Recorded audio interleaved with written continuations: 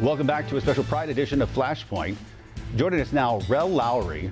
Rell is the transgender liaison for Charlotte Black Pride. Rell, thanks for coming on. We appreciate it. No problem. Thank you for having me. I think this is a really important opportunity because I feel like some of our viewers may not know, or they might not realize they know a trans person in their life. And I think it's an important discussion to have here. What is it like to be a trans man here in Charlotte today? Right now, I think the Pride season has just started, so we're kind of on a positive note, but we're not naive to the fact that there's still a lot of work that has to be done in our community. We're still second deadliest highest city in the country for trans violence, and we still have records for trans women being assaulted and murdered in Charlotte. So while we're celebrating, there's still a lot of work to be done. Yeah, it's sort of doubling down on what you're talking about right there. According to HRC, 2021 was the deadliest year for trans and non-binary people across the country. 50 people violently killed, as you mentioned, several of those here in the Charlotte area. What kind of effect does that have on the trans community? It makes us stick together a lot more.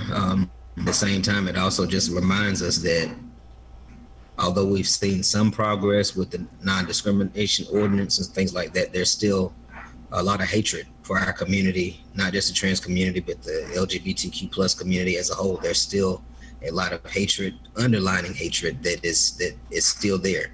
And unfortunately, it seems as though people are starting to bring that to the surface. They're a lot more comfortable showing that other side and reacting. And also the violence, people have become a lot more comfortable, just being hateful and being physically hateful to people. So it definitely makes you more aware of your surroundings. I know for myself, I'm a lot more aware of my surroundings. I'm a lot more conscious of the people that I'm around. I'm a lot more conscious when I go into places.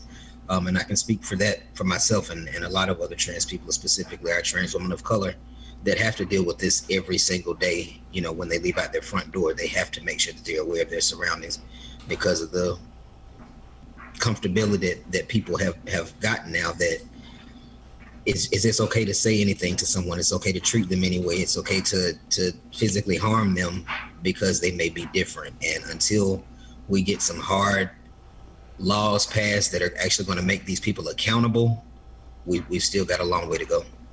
Despite recent years of some progress, what do you attribute this renewed hostility on? I think it was always there. I don't think it just started because we've, for those of us in the community, we've celebrated what we've had to.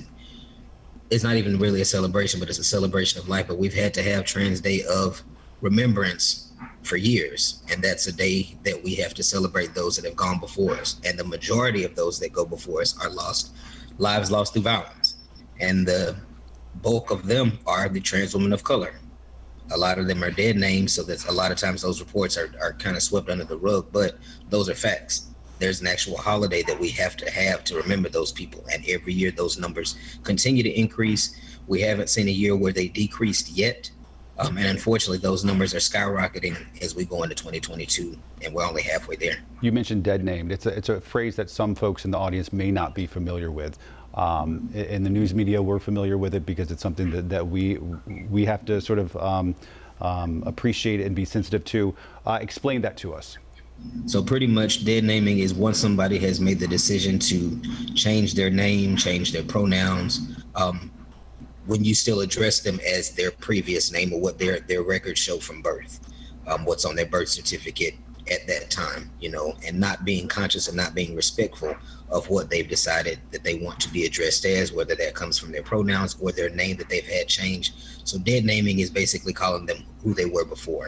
A Wake County teacher resigned just a few weeks ago because she was using LGBTQ themed flashcards.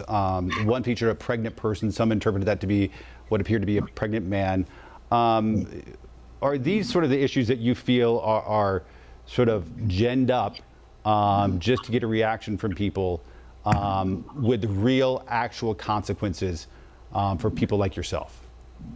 I think right now those are topics that are continuously being pushed, and the narrative is being pushed as though teachers are trying to force this conversation on children. At the end of the day, we have to realize that we're in 2022.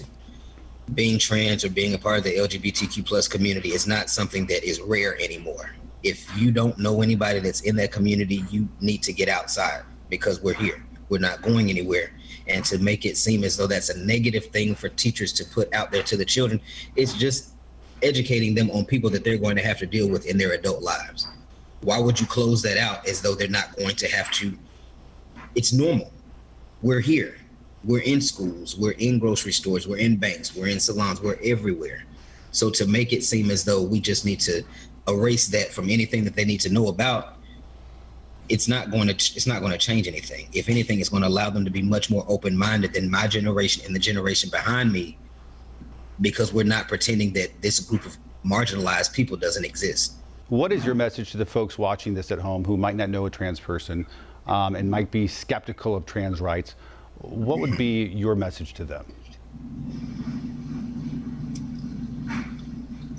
Understand that we're here and we're not going anywhere, but also understanding that just because you may not think you know anybody that's trans, 9 times out of 10 there's somebody in your circle. So don't wait for our rights to matter when it addresses somebody a part of your friends or your family or your community. It should matter regardless if you know somebody directly or indirectly, because we're all people at the end of the day, and we don't just worry about our rights, we worry about your rights as well. So we expect the same in return.